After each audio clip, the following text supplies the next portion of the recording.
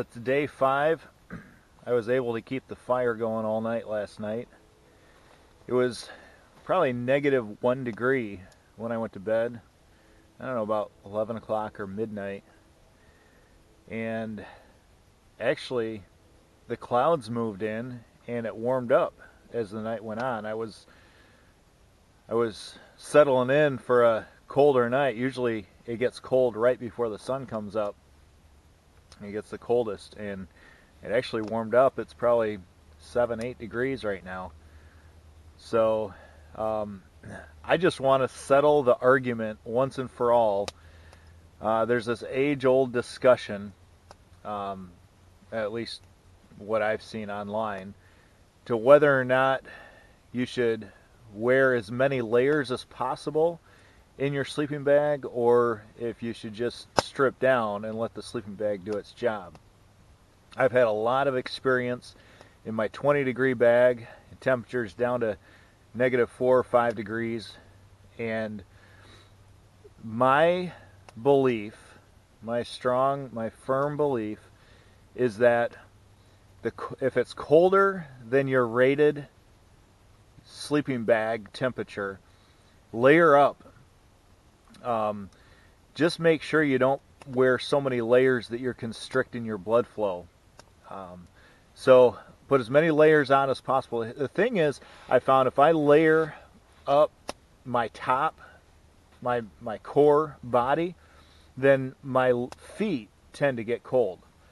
So what I do is I take this, for example, this down coat, and I'll wear it. I'll put the hood over, because you'll lose a lot of your heat. Even if you have a mummy bag, you're still going to lose a lot of heat out of your head. I'll leave the hood on, and I'll unzip the coat inside the bag. So then my arms and my back and different things. Of course, my back compresses the down, so but it maintains that core body temperature, but it also allows the heat to release into the sleeping bag, and then my feet stay warm. So that's been my trick. I've done it numerous times, and I will live and I will die by that fact. So yeah, if it's warm, strip down, your sleeping bag will do its job. But if it's colder than your rated sleeping bag temperature, bundle up. Just don't constrict your blood flow. But unzip your coat, and let that body heat that you're otherwise it stays right in here in your core, which is probably better. Your body tends to restrict blood flow to your extremities when it's cold. So and that's just your body doing its job. But if you want your feet to warm up, just unzip that a little bit. Amazing. It works beautifully every time. All right, I'm going to go, speaking of that, I'm going to go chop some wood, get the blood flowing a little bit. Today, my friends are arriving probably later this afternoon, so I've got 8 or 10 hours, maybe not quite that many, maybe 6 hours until they start arriving. So I'm going to enjoy the last few hours of solitude. And yeah. All right. All right. I am off to scavenge some more firewood. This is probably the last time I'll need to do it. But I just want to stock up. I want to get the blood circulating a little bit. And so I've got my trusty tools right here in my sled. Normally when I camp, I use just like I try, it's like ultra light. And so I'll take a knife, and that's really the only source that I have to chop stuff. So I'm just finding small little dead stuff. That saw and that axe, holy cow. I mean, it's not ultra light. If you're gonna be hiking, 30 miles, then you're gonna probably not want to bring it. But having this stuff, it really is a game changer. I can process a lot more firewood. I can split the wood. I can get to the dry parts. It burns so much better and longer. All right, now comes the fun part.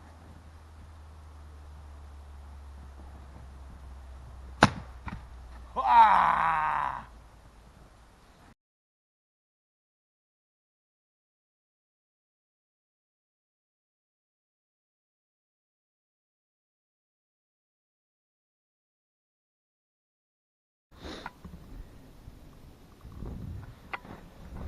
You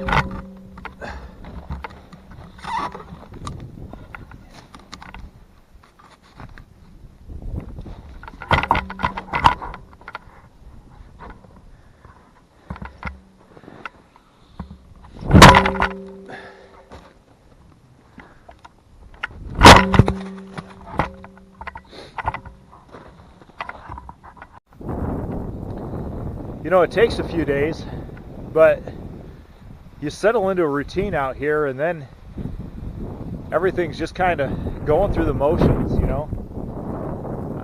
For me, I wake up in the morning, I chop some wood, get my blood circulating again, get the fire going, boil some water, and then make any shelter modifications or repair. Today, my shelter modification is my bed. Over the last couple nights, it's kind of settled a little bit, and I've gotten some cold spots. Of course, it's been chilly.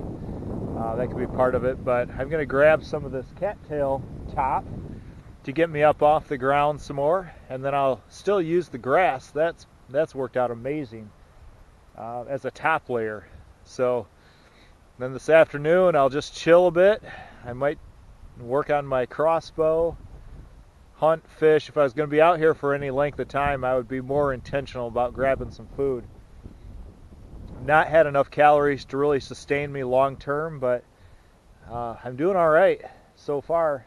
And you know, like I said, if I was going to be out here long term, I'd really pay more attention to the food issue. But guys are coming later today, and they're bringing a ton of food, so that's my bailout. So, all right, last few hours before my company arrives. Get to work. Still some things that need to be done.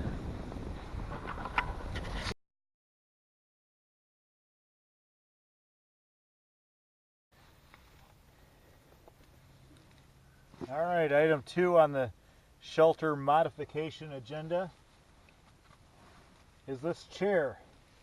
I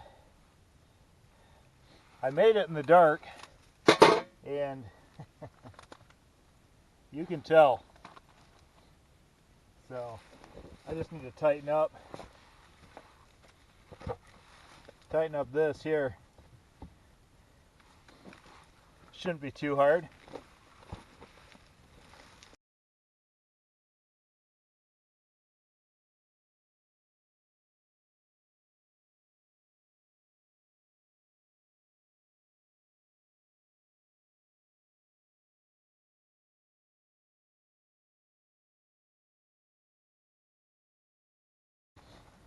Oh yeah, I can chop this off now.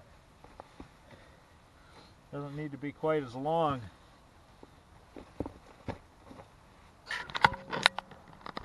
There we go.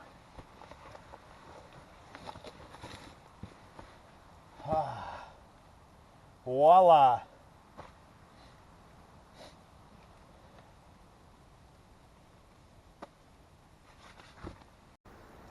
Alright, I'm out wandering around before everybody gets here, and I stumbled across this little creek here, and in this creek is a ton of watercress. Watercress is delicious. You can eat it raw. Cooks up nice little scrumptious salad. So I'm going to harvest some of this because this is delicious. This is probably the best thing I've eaten since I've been out here. And watercress is very recognizable, stays green all throughout the winter, and it's super easy to get to anywhere there's water. A little creek, little stream, very easy, shallow water, easy to get to, easy to harvest. So not many calories, I'd imagine, but something in my stomach, and man, it tastes good.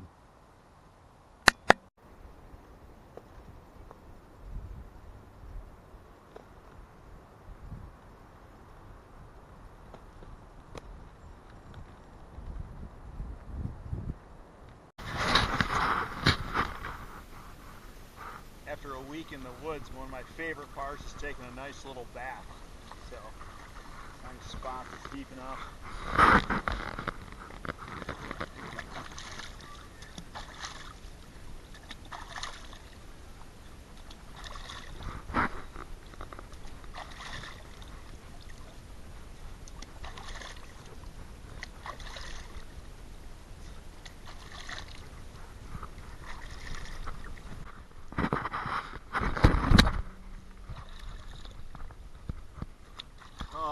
good and refreshing right there.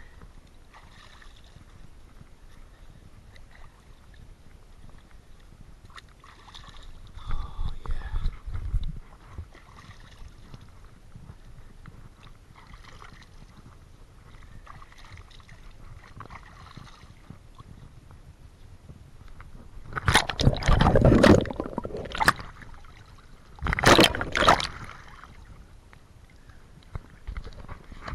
Whew, yeah.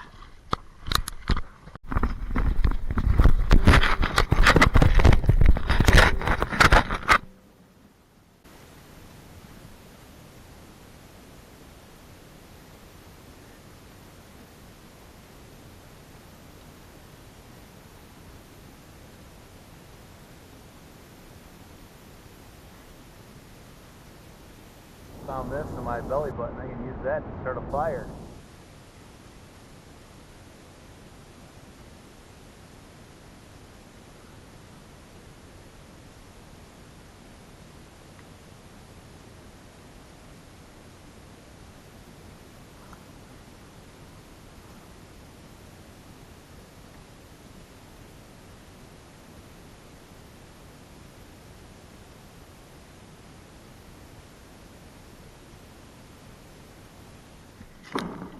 Alright, rock and roll.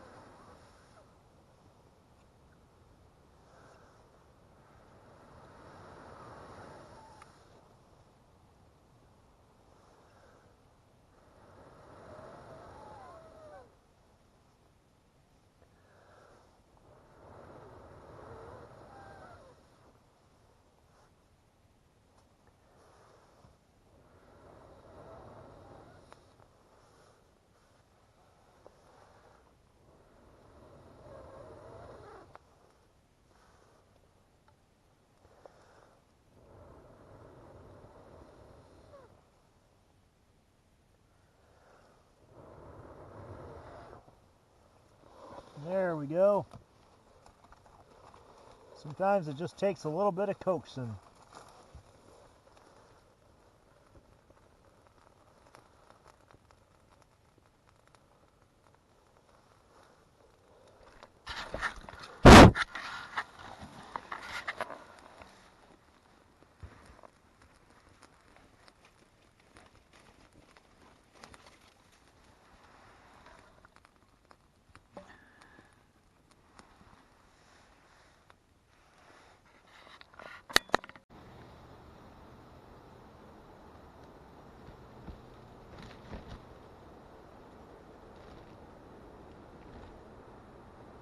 You know, I could just sit here for hours alone with my thoughts. But if I sat here long enough, I could solve all the world's problems.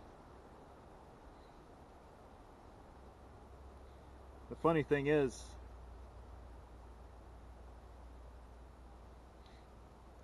you know, I got a group of people joining me today, and every little noise I hear that sounds out of the norm, I stop and I listen. And I think that's got to be them.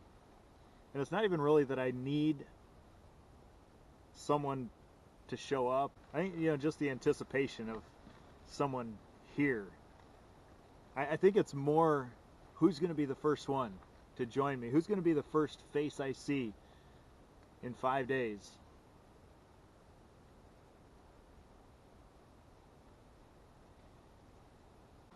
Don't mind me, I'm just going to savor the last few minutes, last few hours of my aloneness.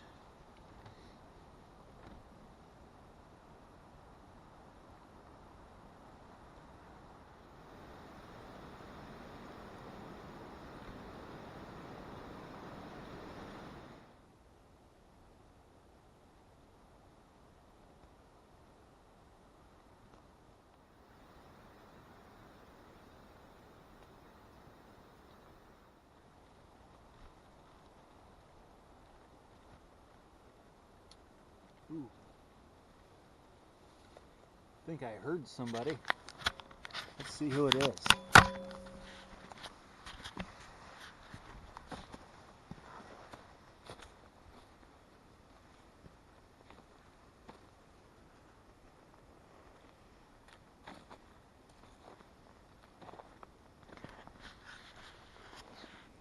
Another false alarm. Oh well. I could have swore that I heard somebody that time.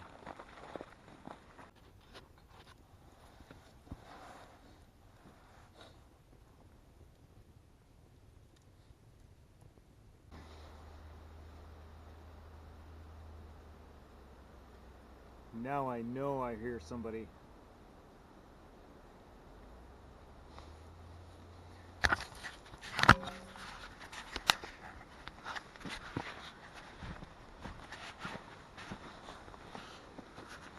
Oh yeah.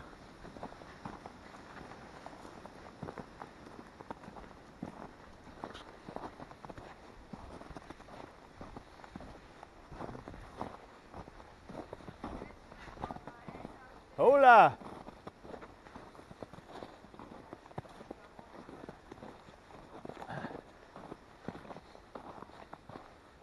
You guys are the first ones up here, eh? Sweet.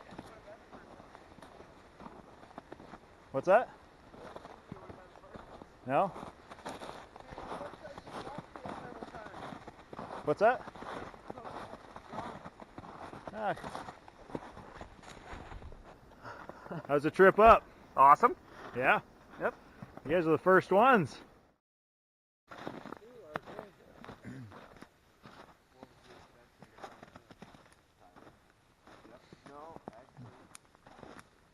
Morning, guys.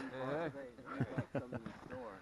Let's see. 1, 2, 3, 4, 5, 6. We're missing a couple. We're missing the little boy Uh-oh. that went to bed early. Oh no, they still are.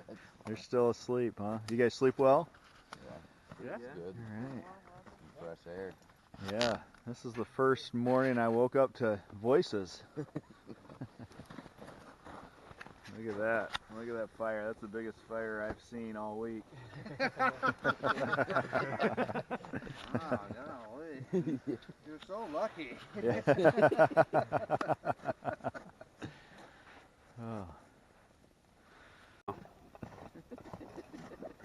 All right, guys, this right here, you got to try some of these. These are the original frontiersman's Kodiak cakes, the original flapjacks. Listen to this.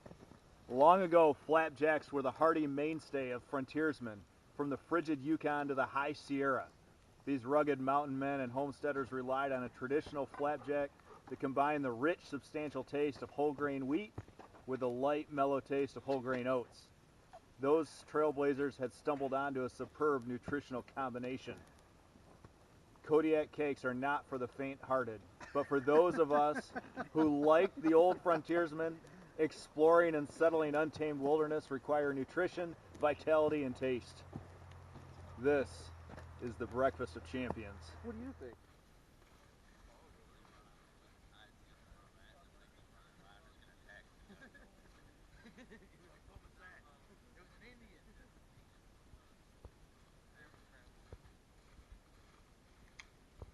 Okay. Oh, it's not slippery at all. Yeah.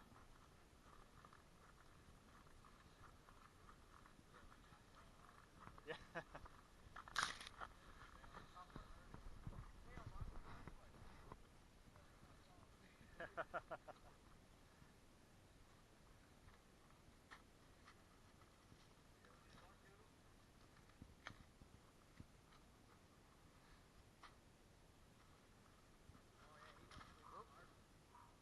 That's probably more slippery than this one.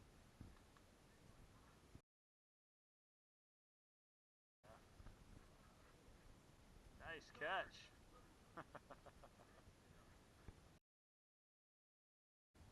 All right.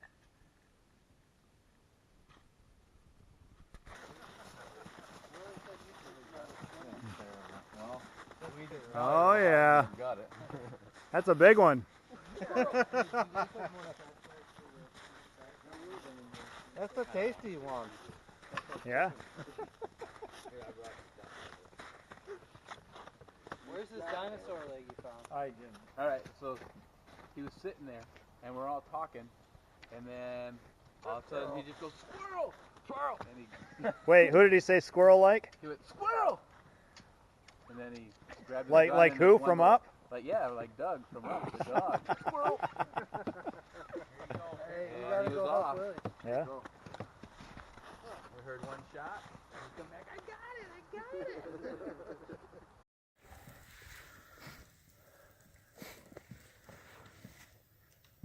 We should be taking a picture of our dinner. We got bugs over there if you want.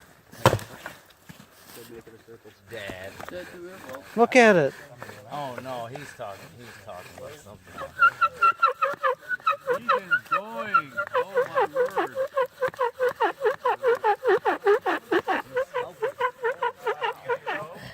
Hey, that's going. Keep it going.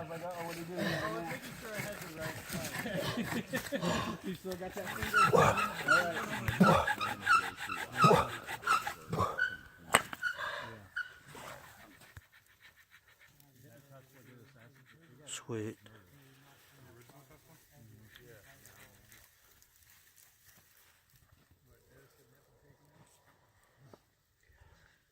He didn't need to, he's stealing his ideas. You don't want to kill the guy that's making it.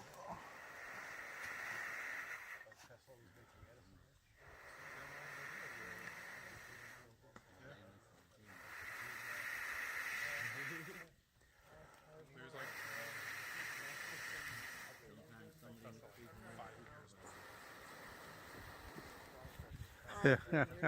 There we go. Fire.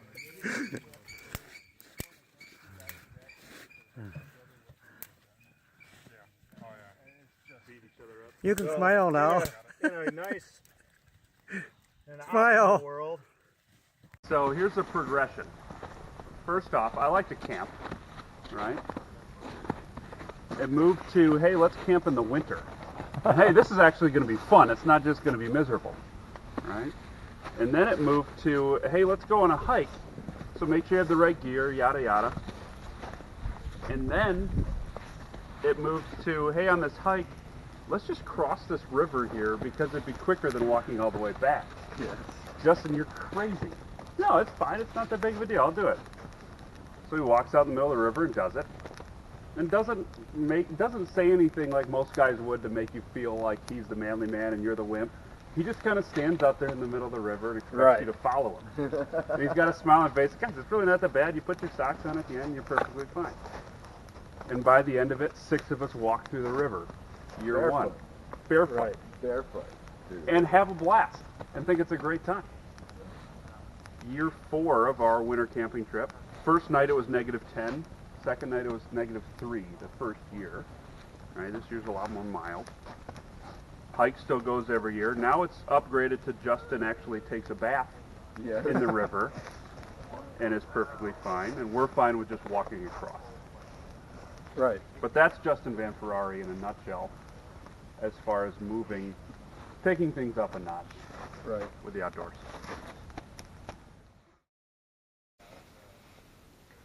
Well, hey, good morning. It is Sunday morning, and it's been quite an adventure. I've been out here since Monday afternoon, so just under a week. But today, I am officially tapping out. Heading back to the real world. And it's a little bittersweet, you know, because I feel like I could stay out here forever. But I love my family, I love my job, I love my life, and duty calls, you know what I mean?